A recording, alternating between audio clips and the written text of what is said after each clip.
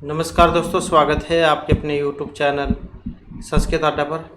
दोस्तों, आज की जो वीडियो इसमें हम शुरू करने वाले हैं आपके जो हरियाणा में जो एस्टेट का जो एग्ज़ाम आगे होगा आपका दिसंबर महीने में, तो आपके एग्ज़ामों के लिए महत्वपूर्ण जो क्वेश्चन हैं आज की वीडियो में हम यहाँ पर करने वाले हैं।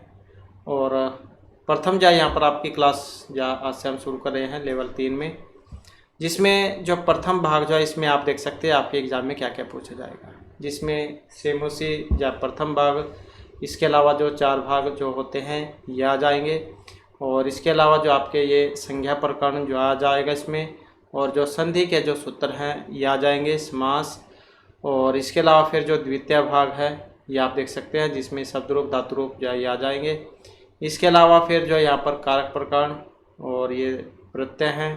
तृतीय जो पाठ है इसमें आपके छंद अलंकार, उपसर्ग प्रत्यय और जो लौकिक और वैदिक संस्कृत है, वैदिक साहित्य, ये जो इसमें आ जाएगा। लौकिक साहित्य में जो आपके ये कवि परिचय वगैरह ये आ जाएंगे। तो ये जो आपका यहाँ पर सिलेबस है, इतना सिलेबस आपके एग्ज़ाम में पूछा जाएगा। तो प्रथम भाग जो है आज की वीडियो में हम यहाँ पर करेंगे। और अगर आप यहाँ पर चाहते हैं कि हम यहाँ से ही आपका प्रथम भाग जो है सेमोसी भाग से ही इसको शुरू करें, तो जितने अगर आप ज़्यादा कमेंट करते हैं तब हम यहाँ से शुरू करेंगे, नहीं तो फिर हम जो आपका संज्ञा प्रकरण जो है यहाँ से शुरू करेंगे, क्योंकि ये हमारे द्वारा पहले भी जा कराए गए थे। ये आपको पुराने वाली जो वीडियो है वहाँ पर मिल जाएंगी। अगर कहोगे तो इनको दोबारा से करा देंगे, नहीं तो आप फिर पुराने वाली वीडियो देख सकते हैं। तो आज की वीडियो में हम यहाँ पर जो आपका संज्ञा प्रकरण जो है इसको करने वाले हैं। और अगर आप एस्टेट के एग्ज़ाम के अलावा किसी अन्य भी एग्ज़ाम की तैयारी कर रहे हैं तो ये उनके लिए भी महत्वपूर्ण रहने वाला है, चाहे आपका टीएसटी पीएचडी में कोई सा भी एग्ज़ाम हो। और इनसे पहले वाली जो वीडियो थी उसमें हमने आपकी जो पीएचडी की तो वैकेंसी जा चुकी है, उसका एग्ज़ाम भी हो चुका है। और जो असिस्टेंट प्रोफेसर वाली है उसके लिए भी यहाँ पर ये महत्वपूर्ण रहने वाला है। अगर किसी कैंडिडेट ने हरियाणा में जो ये पीआरटी की वैकेंसी आई हुई थी जेबीटी वाली, उसका एग्ज़ाम दिया था, कल इनका एग्ज़ाम था, तो उसके आंसर की भी आ चुकी है। आप अपने आंसर की जान मिलान कर सकते हैं। तो अपना जो भाग है उसको आप हम यहाँ पर देख लेते हैं। और ये जो यहाँ पर 6 क्लास, ये तो 6 क्लास का है, तो इसी प्रकार से आएगा आपका।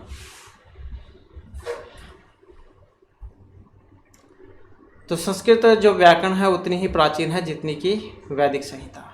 प्राचीन व्याकरणों में से आज केवल पाणिनि व्याकरण ही प्रचलित है। पाणिनि ने अपने पूर्ववर्ती सभी व्याकरणों के ग्राह्य तत्वों को अपने ग्रंथों में अपनाया था। पाणिनि जो इनका समय है 700 ईस्वी पूर्व और ईस्वी पूर्व से 500 शताब्दी के बीच। इनके पिता का नाम पणिन और माता का नाम था दाक्षी। इनका भी अगर आप जीवन परिचय है, पूरा कंप्लीट जीवन परिचय है, उसको अगर आप पढ़ना चाहते हैं तो आपको हमारी पुराने वाली वीडियो में मिल जाएगा। इसके अलावा जितने भी कवि हुए हैं सभी का जो परिचय हमारे द्वारा पहले कराया गया था, तो आप या उनको पढ़ सकते हैं अगर आपकी इच्छा है तो।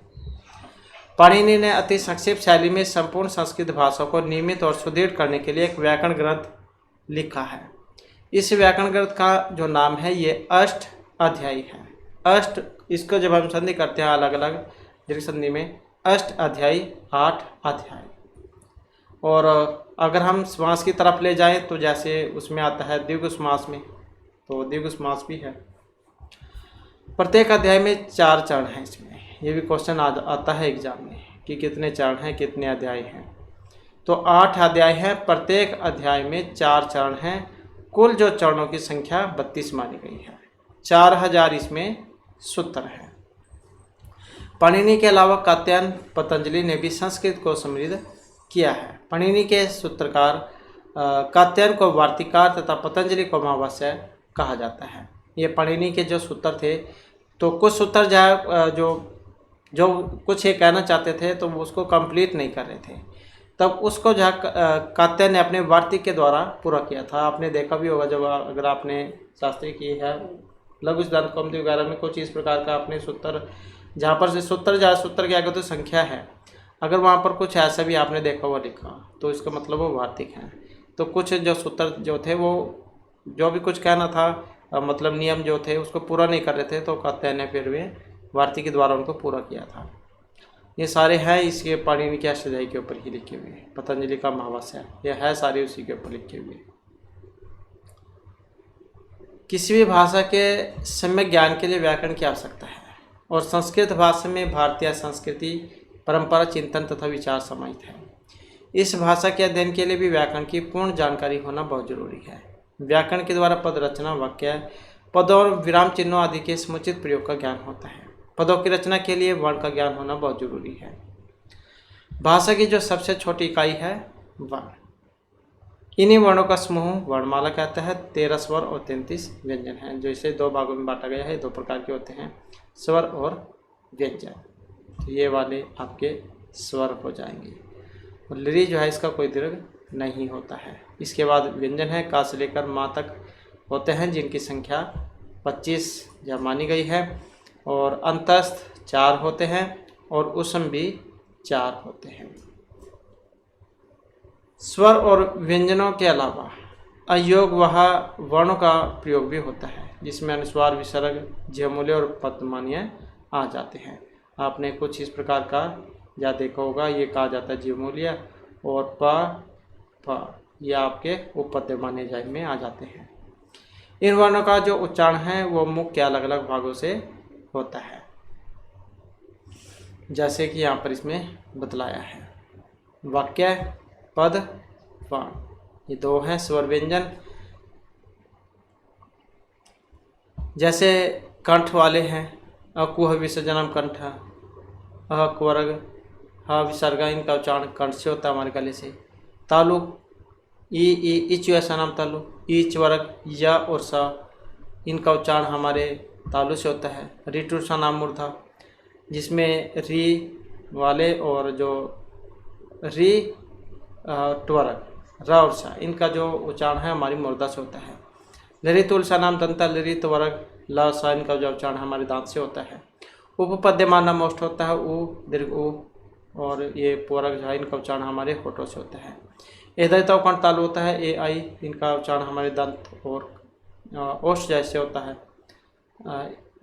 एदयतव दंत तालु और ओदयतव कंठोष्टम, ओ और औ जैन का उच्चारण हमारे कंठ और ओष्ठ से होता है। वकारस्य दंतोष्टम, व जो है इसका उच्चारण हमारे दंत और ओष्ठ से होता है।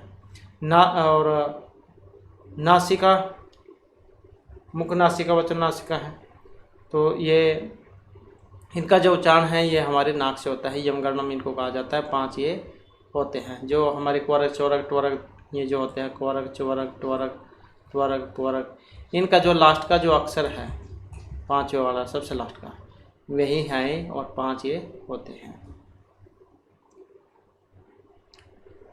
इसके बाद आ जाता है पद। वाक्य की जो रचना है वो पदों के सहयोग से होती है और पद माने गए हैं 2। ये संज्ञा पद में संज्ञा प्रकार जो उसमें एक सूत्र भी आता है, सुख तिगंतम पदम, जो आगे हम पढ़ेंगे। तो ये 2 होते हैं, सुबंत और तिगंत। अब ये तिगंत क्या है? तो जिन क्रियावाची शब्दों के धातु रूप होते हैं उन्हें हम तिगंत कहते हैं। जैसे गस्ती वाला है, पढ़ती है, लिखती है, और कहने का मतलब है जो भी धातुएं हैं ये सारी तिगंत पे आ जाती हैं। और उसके बाद आ जाता है सुबंत। तो जिन पदों के शब्द होते हैं, शब्द रूप होते हैं, उन्हें हम सुबंत कहेंगे। जैसे ये आपके शब्द रूप है राम, मुनि, हरि, या जितने भी हैं ये सारे ये आपके सुबंत के अंतर्गत आते हैं। अब आ जाता है हमारा यहाँ पर संज्ञा प्रकार। सबसे पहले आ जाता है शिव सूत्र, महेश्वर सूत्र इनको या कहा जाता है। और संख्या जो है कितनी है? 14 होती है। शिव सूत्रों को ही महेश्वर सूत्र कहा जाता है। महेश्वर सूत्र जो है 14 हैं। अयुण, रीलिरिक, एवं, एवच, हैवरट, लण, यमगणम, झव्यांग, गड़गस, जबगरदस, कफ, चटर, चटतव, कपय, सस्सर और हल। तो ये 14 हैं और इन्हीं 14 से आगे प्रत्याहार का निर्माण हुआ है, इन्हीं से प्रत्याहार बने हैं। जैसे अयुण है, अ, इ, उ और अण। ये वाला जो अक्षर है इसको कह देते हैं अण। अब अण में कौन कौन से आ जाएंगे? तो ये जो हलंत है इसको छोड़कर इससे पहले के जो है अ, इ, उ, ये वाले आ जाएंगे, तो जिनकी संख्या 3 होती है। तो ऐसे जाए बनते हैं। और कंप्लीट बनाना अगर आप इनको सीखना चाहते हैं तो आपको यह हमारे पुराने वाली वीडियो में मिल जाएगा, प्रत्याहार वाला जो भाग में। और प्रत्याहार करने वाला सूत्र कौन सा है? तो ये वाला सूत्र है, आदिर अंतेन संहिता। ये वाला सूत्र है जो आपका प्रत्याहार करेगा अंत्य इत संज्ञक वर्ण से युक्त आदि वर्ण बीच के वर्ण की और अपनी भी संज्ञा का बोधक होता है। जैसे अण है, अ उ, अ ई और उ, जैसे कि हमने यहाँ पर अभी देखा, तो इन वर्णों की संज्ञा बोधक है। इसी प्रकार से अच हल आदि संज्ञाएं भी समझनी चाहिए। तो ये प्रत्याहार विधायक सूत्र है। और ऐसे ही जैसे हलंतम है, उपदेश अंतम हलित स्यात्, ये कई बार ये भी देखने को मिली है जो इसकी व्याख्या है। तो ये इत संज्ञा करने वाला सूत्र है। और आदर्शनम लोपे से लोप संज्ञा होती है, तस्य लोपे से लोप होते हैं। और जैसे यहाँ पर आदिरांतेन संहिता से प्रत्याहार संज्ञा होती है। इसके बाद आ जाता है नेक्स्ट। एक बार हम वैसे जितने भी हैं यहाँ पर ये संज्ञा प्रकरण के सूत्र उनको देख लेते हैं। उ कालो अज हर्षव दीर्घ प्लुत है। तो ये जो सूत्र है ये क्या करता है कि एक मात्रा, द्विमात्रा और तीन मात्रा, इन तीनों उकारों की उच्चारण काल के समान उच्चारण काल होता है, जिसका वह अच क्रम से हर्षव दीर्घ प्लुत संज्ञा वाला होता है। अर्थात एक मात्रा वाले स्वर की हर्षव, दो मात्रा वाले को दीर्घ और तीन मात्रा वाले को प्लुत कहा जाता है। जैसे स्वर के तीन भेद हर्षव दीर्घ प्लुत रुने वाली। और एक आता है ऊंचे उदात्त है। ये क्या करेगा? कंठ तालवादी सखंड स्थानों के ऊपर के भाग से जिस अच की उत्पत्ति होती है उसकी उसको उदात्त कहा जाता है। यह उदात्त संज्ञा उसकी होती है। एक आता है नीचे अनुदात्त है। जैसे ऊंचे उदात्त ऊपर के भाग से संज्ञा करेगा और नीचे अनुदात्त है नीचे के भाग की संज्ञा करता है। करतालोदि सखंड स्थानों के नीचे के भाग से जिस अच का उच्चारण होता है उसे हम अनुदात्त कहेंगे। एक होता है समाहार सवरित है। उदात्तत्व और अनुदात्तत्व दोनों धर्मों के मेल से जिस वर्ण में हो वह सवरित होता है। अर्थात तालवादी स्थानों के मध्य भाग से जिस अच का उच्चारण होगा उसे हम सवरित कहेंगे। और यह है आपका सवरित संज्ञा करने वाला सूत्र, समाहार है, सवरित है। इसी प्रकार से मुख, नासिका, वचनों, अनुनासिका है। मुख और नासिका से बोला जा रहा वर्ण अनुनासिक संज्ञा वाला होता है। तुलस्य प्रतनम सवर्णम, ये क्या है? स्वर्ण संज्ञा विधायक सूत्र है। और ये क्या करेगा? तालु, आदिस्थान और अभ्यंतर प्रतन, ये दोनों जिस जिस वर्ण के समान हो वे वर्ण परस्पर स्वर्ण संज्ञा वाले होते हैं। जैसे री और लरी, ये वाले जो है री और लरी, री और लरी वर्ण की परस्पर स्वर्ण संज्ञा कहनी चाहिए। अर्थात इन दोनों के स्थान भिन्न होने पर भी स्वर्ण संज्ञा होती है। और इसके बाद आ जाता है एक अनुदित स्वर्ण से च प्रत्यय। ये क्या करेगा? जिसका विधान न किया गया हो ऐसा अण और उदित स्वर्ण का संज्ञा का बोधक होता है। अर्थात अविद्यमान अण और को चोटो तो को ये उदित जहाँ पर वे प्रयुक्त हों उनके स्वर्णों का भी बोध होगा। एक आता है पर सन्निकर्ष संहिता। संहिता संज्ञा करने वाला सूत्र है। ये वर्णों की अत्यंत समीपता की संहिता संज्ञा होती है। हलो अनंतरा संयोग है। ये क्या करेगा? अचों के व्यवधान से रहित हलो की संयोग संज्ञा होती है। अर्थात कहने का मतलब है कि जिन दो व्यंजनों के बीच में स्वर न हो उन दोनों की मिलकर संयोग संज्ञा होती है। एक आता है शुभ तिगंतम पदम, जैसे कि अभी हमने यहाँ पर बात ही की थी। शुभंत और तिगंत की पद संज्ञा होती है। तो इस प्रकार से कुछ ये संज्ञा प्रकार के सूत्र हैं। अब आगे आ जाता है पाणिनि ने जो अष्टाध्यायी लिखी है, जैसे कि हमने पढ़ा था उसमें 8 अध्याय हैं, 32 पादों में है ये। पाद सूत्रों में विभक्त हैं कितने? 32 पादों में। अष्टाध्यायी में सूत्रों की बात करें तो ये 4000 हैं, ये तो आपको इतनी संख्या देखने को मिलेगी, या फिर 4000 जो आपको देखने को मिलेगी, वो आप में एग्जाम में देख लेना, उसमें क्या लिखा हुआ आपको मिलेगा। सूत्रों की बात करें तो अधिकार सूत्र भी एग्जाम में आते हैं, तो ये 6 होते हैं। सूत्र कितने प्रकार के होते हैं? इस प्रकार से आता है एग्जाम में, तो ये 6 हैं। अधिकार, परिभाषा, विधि, नियम, अतिदेश और संज्ञा सूत्र, तो ये 6 होते हैं। और किन्हीं आचार्यों के मत में सूत्र 7 प्रकार के माने गए हैं। निषेध सूत्र, तो अगर 7 अगर पूछ ले जाए कि जैसे वैसे तो 6 हैं, लेकिन 7वां जो सूत्र है वो कौन सा है? तो ये निषेध सूत्र है। इसके बाद आ जाता है जो महर्षि पतंजलि है। पतंजलि को शेषनाग का अवतार मानते हैं और इन्होंने महाभाष्य लिखा था, और महाभाष्य में क्या है? 8 अध्याय और आहनिकों की संख्या 85 है। एक है शब्द हैं सम्यक ज्ञात है सप्रयुक्त है स्वर्ग लोके च कामरूप भवति, तो ये पंक्ति जो है आपको महाभाष्य में देखने को मिलेगी। ऊर्ध्वम मूलम अधः शाखम अस्वस्थम प्राहुर अव्यम छंदांसी यस्य पर्णानि, तो ये गीता में कहा गया है 15वें अध्याय में। 17 अध्याय है इसमें, और गीता जो है महाभारत का जो भीष्म पर्व है उसमें से ली गई है। कात्यायन जैनों ने वार्तिक लिखे थे, जैसे कि अब हमने बात की, अष्टाध्यायी पर ही है लिखे हुए, ये वाला इनका चिन्ह है वार्तिक। वर्ण समामनाएं व्याकरण को कहते हैं, और प्रत्याहार कितने हैं? जैसे कि हमने ऊपर पढ़ाई आई वर्ण रिलेख वाले, तो ये 42 माने गए हैं। सूत्र के अधूरे अर्थ को पूरा करने वाले वार्तिक हैं। प्रत्याहार सूत्रों में ह अण वर्ण का 2 बार उच्चारण किया गया है। अंत में व्यंजनों की इत संज्ञा करने वाला जो सूत्र है ये हलंत्यम है, जैसे कि आपने अभी पढ़ा था हलंत्यम। उपदेशे आज अंत्यम हलित स्यात्, उपदेश अवस्था में अंत में होने वाला व्यंजन इत होता है, अर्थात उपदेश अवस्था में जो अंत्य हल है उसकी इत संज्ञा होती है। उपदेश में ये आ जाएंगे जिसमें धातु सूत्र गण आदि हैं, वाक्य, लिंग, अनुशासनम, आगम, प्रत्यादेश, उपदेश, प्रकृति, ये आ जाएंगे।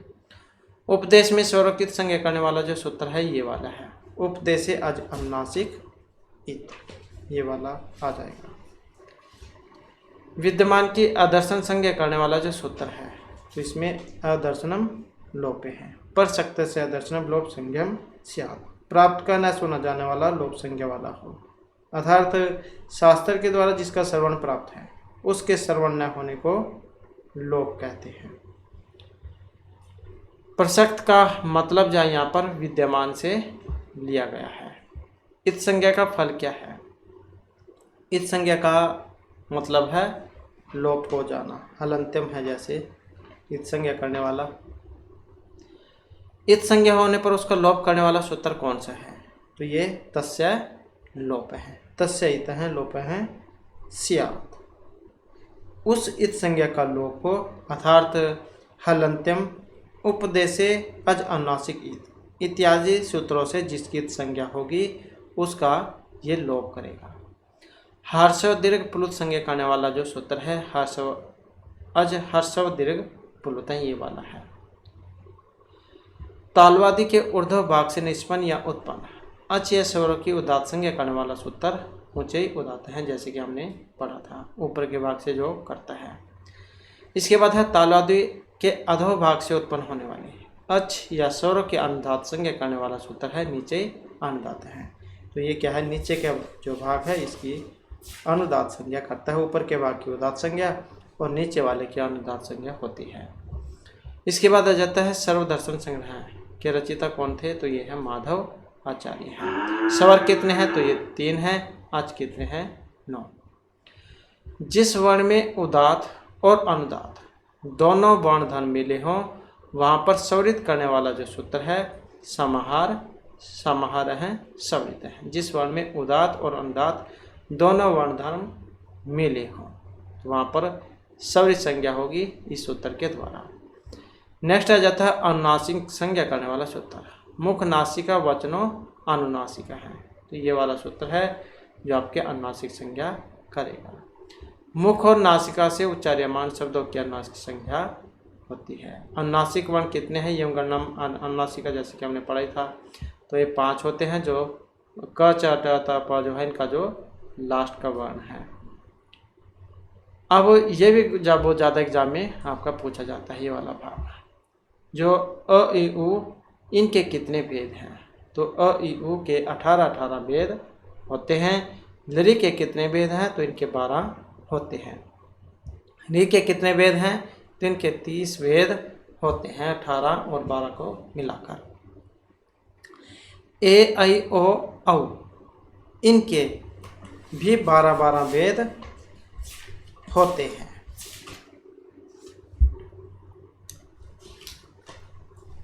और संधि अक्षर, तो संधि अक्षर जो है 4 होते हैं। अब ये भी एग्जाम में आता है, संधि अक्षर कितने हैं, 4। कौन कौन से, ए आई ओ औ। समान अक्षर तो ये 8 होते हैं, अ आ इ ई उ ऊ, ये री दीर्घ, ये वाले। उसम वर्ण जैसे कि स स स ह जो है, ये वाले जो होते हैं। और ये जो उसम वर्ण है, जैसे प्रयत्न 2 प्रकार के होते हैं, आभ्यंतर और बाह्य। आभ्यंतर 5 हैं और बाह्य 11। तो ये जो आभ्यंतर प्रयत्न है, जिसमें सपृष्ठ, ईसद सपृष्ठ, विवृत, ईसद विवृत और संवृत, ये वाले आ जाते हैं। और जो ये बाह्य प्रयत्न है, जिसमें क्या आ जाते हैं, विवार, संवार, श्वास, नाद, घोष, अघोष, अलप्राण, महाप्राण, उदात्त, अनुदात्त, संवृत, तो ये 11 है। तो जो वर्ग का दूसरा और चौथा वर्ण जो है, ये किस में आएगा, तो ये आएगा महाप्राण में। अब दूसरा चौथा तो महाप्राण में आ गया, अब अलप्राण भी होता है, अलप्राण, अलप्राण। तो अलप्राण में कौन सा आएगा, तो पहला, तीसरा और 5वां वर्ण। तो जैसे पहले हम देख सकते हैं, का आ गया, फिर गा आ गया, फिर लास्ट वाला आ गया अंगा। तो पहला, तीसरा और 5वां वर्ण ये आपका अलप्राण में आएगा। और महाप्राण में आ जाएगा दूसरा और चौथा वर्ण। अब अलप्राण और महाप्राण की तो पहचान आप ऐसे कर सकते हैं, जैसे जिसको बोलने में कम समय लगे अलप्राण, ज़्यादा समय लगे महाप्राण, इनको आप बोल के भी देख सकते हैं। अब एक और आता है अघोष। अघोष भी आपने पढ़ा होगा, अघोष, सघोष या फिर घोष कह सकते हैं, घोष, ये वाले, ये भी आता है एग्जाम में। अघोष में आएगा पहला और दूसरा वर्ण, घोष या सघोष इसमें आएगा फिर तीसरा, चौथा, 5वां वर्ण। अब ये एग्जाम में जरूर आते हैं, उच्चारण स्थान के अंतर्गत आते हैं और उलझाने वाले क्वेश्चन आते हैं। अगर आप इनके बारे में पता होगा तभी आप जो उसको हल कर पाएंगे। तो इसमें पहला, दूसरा वर्ण आ जाएगा और सघोष या घोष में तीसरा, चौथा, 5वां आ जाएगा। कई बार क्या है ये करता है, जब एग्जाम में क्वेश्चन आते हैं तो ये ना देखा, इनकी जगह पर आपको क्या देखने को मिलेगा, विवार समास, विवार समास, ये वाला देखने को मिलेगा। और ये जो सघोष या घोष है, इसकी जगह पर आपको ये वाला देखने को मिल सकता है, संवार और नाद, ये वाला संवार या नाद है। तो अघोष की जगह पर आपको ये भी देखने को मिल सकता है, इसकी जगह पर ये भी मिल सकता है, आते हैं दोनों में यही है। और सघोष या घोष कोई सा भी हो, या फिर संवार या नाद कोई सा भी हो, इनमें से आने आपके तीसरा, चौथा, 5वां वर्ण है। इसके अलावा जो अघोष है या विवार समास है, इसमें आपको जो ऊष्म वर्ण है, ये वाला स और स, ये भी आपके इसी में ही आते हैं। और जो घोष की अगर हम बात करें तो इसमें जो यारा लावा है, यारा लावा, तो ये आपको स्वर नाद में देखने को मिलेंगे।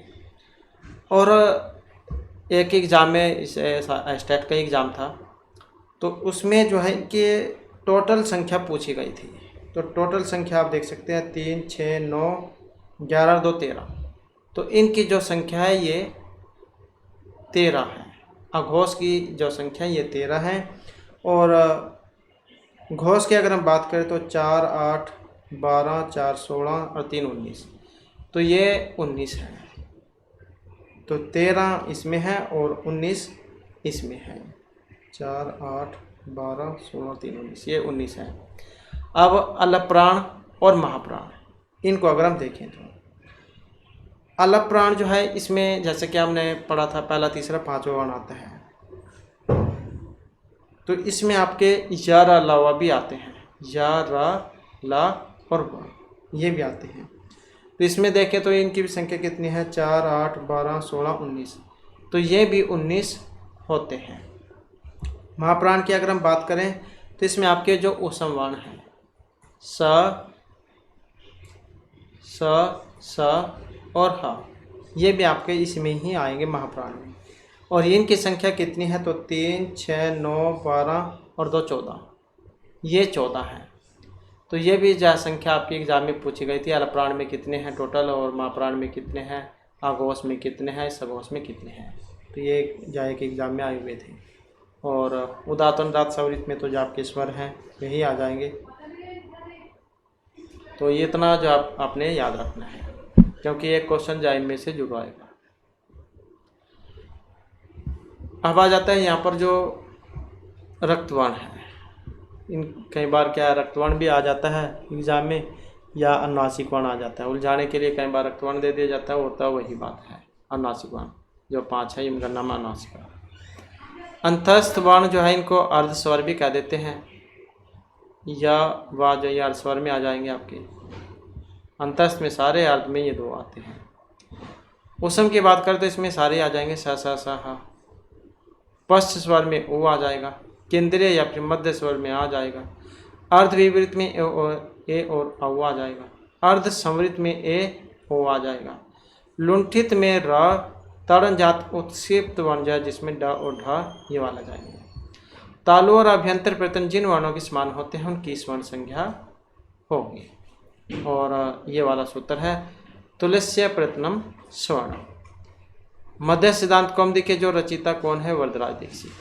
लघु सिद्धांत कौमुदी के कौन है? वरदराज दीक्षित।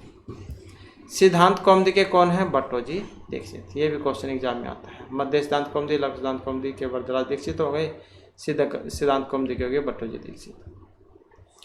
हर वर्ग के पंचम वर्ण अपने अपने वर्ग का उच्चारण स्थान तो ग्रहण करेंगे, लेकिन नासिक्य भी कहलाएंगे। लास्ट के तो है ही, जैसे कि हमने पढ़ा था नासिक्य वर्ण जो लास्ट वाले हैं 5। अब एग्जाम में यह भी क्वेश्चन कई बार आता है, संस्कृत वर्णमाला में वर्णों की संख्या। तो ये 63 या फिर 64 मानी गई है, वो आप एग्जाम में देख लेना उसमें क्या आएगा। आगे जाता है यतन। यतन की बात करें तो यतन या फिर कह सकते हैं कि प्रयत्न, जैसे कि अभी हमने बात ही की थी। प्रयत्न 2 प्रकार के हैं, अभ्यंतर और बाह्य। अभ्यंतर 5 है और बाह्य 11 है। अब एग्ज़ाम जो है, एग्ज़ाम में कई बार तो स्पर्श आ जाता है और कई बार स्पृष्ट आता है। ज़्यादातर तो ये संस्कृत वाले ही देखने को मिलेगा। तो स्पृष्ट स्पर्श एक ही बात है, गा से लेकर माँ तक जो होते हैं ये आपके ईसद सपृष्ट आ जाते हैं। और अंतस्थ वर्ण जिनको कह देते हैं 4 या अलावा। ईसद विवृत जो आपके स्वर्ण है स, स, स, ह, और विवृत जो आपके स्वर हैं ये आ जाएंगे। संवृत की बात करें जो हर्षवा जो होता है ये वाला, तो ये इसमें आ जाएगा। बाह्य प्रयत्न 11 है, अभी हमने बात ही की थी। विवार समास अघोष पहला दूसरा की बात की थी हमने, और संवान ये वाले स्वर्नाद घोष इसमें हमने पढ़ा था अभी, तीसरा चौथा पांचवा यार अलावा। और अलप्राण हमने अभी पढ़ा, पहला तीसरा पांचवा वर्ण, और जो आपका ये यार अलावा ये आ जाएंगे। महाप्राण अभी हमने पढ़ा दूसरा चौथा, और जो सलवर्ण है स, स, स, ह ये वाला आ जाएंगे। उदात्त अनुदात्त सवरित में सारे स्वर। और जिह्वा मूल्य तो ये वाला आ जाता है, इनका चिन्ह कई बार ऐसे पूछ लिया जाता है कि ये कौन सा है, किसका चिन्ह है, तो ये जिह्वा मूल्य इनको कहा जाता है। और ये वाले उपपद्यमानी है। उदित 5 है, को छोटो तो को क्वरक चवरक टवरक तवरक पोरक। तो इसमें जो ओ है उसकी संज्ञा हो जाती है, इसलिए उदित कहलाते हैं। उदित संज्ञा करने वाला जो सूत्र है अनुदित स्वर्ण से चा प्रत्यय वाला है। वर्णों की अत्यंत समीपता की संहिता संज्ञा होती है, संहिता संधि का देते हैं जिसको, संधि जो प्रकरण उसमें भी हमने पढ़ा था पहले। संहिता करने वाला जो संहिता संज्ञा करने वाला जो सूत्र है ये वाला है, पर सन्निकर्ष संहिता। संहिता का दूसरा नाम है संधि। आचों के व्यवधान से रहित 2 या 2 से अधिक व्यंजनों की क्या होगी? संयोग संज्ञा। उच्चारण स्थानों की बात करें तो 9 माना गया है। हलो अनंतरा संयोग है, ये संयोग संज्ञा करने वाला है। इसके बाद आ जाता है संयोगांत पद का लोप करने वाला सूत्र, तो ये वाला है संयोगांतस्य लोप है। सुबंत और तिगंत की पद संज्ञा करने वाला सूत्र कौन सा है? सुतिगंतम पदम। ये भी क्वेश्चन जो एग्जाम में आता है। सुबंत कितने हैं? 21, जो सु ओजस अमूर्सस टाभ्याम भ्यस, ये वाला, तो ये जो है 21 हैं। और जो आपके ये यहाँ पर विभक्तियाँ जो है ये यहाँ पर 7 हैं। और तिगंत धातुएं जो हैं ये आपकी 18 होती हैं, जैसे प्रश्न पद वाली तिप्तस जी सिप्तस्ता मिपवस्मस, और ऐसी आत्मनिपद वाली तैताम जय तास्ताम दोम इड वही नहीं, ये वाली। कारक वैसे 6 हैं, क्योंकि संबंध जो कारकों से कारकों की श्रेणी में नहीं रखा जाता है। तिगंत में 9 प्रश्नपदे और 9 आत्मनिपदे ये वाली होती हैं, तो इन्हें मिलाकर 18 है। अपाय का मतलब ये अलग होने से, आप आगे जब हम प्रकरण करेंगे तो उसमें भी आपको इसके बारे में पढ़ने को मिलेगा। तो ये जो है यहाँ पर हमारे इनके नियम थे, और इनके क्वेश्चन रह जाते हैं जो हम नेक्स्ट वीडियो में कंप्लीट करेंगे। और दोस्तों हमारे साथ अंत बनाने के लिए धन्यवाद।